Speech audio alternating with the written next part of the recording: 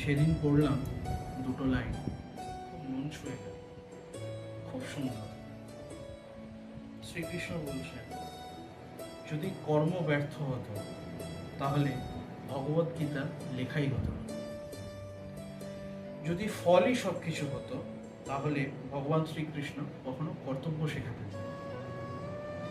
যদি কর্মের প্রভাবই না হতো তাহলে ধর্ম বাঁচতই না।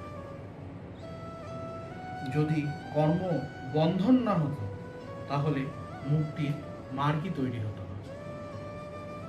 যদি কর্ম ফিরে না আসতো তাহলে নিয়তি এত সঠিক হতো না।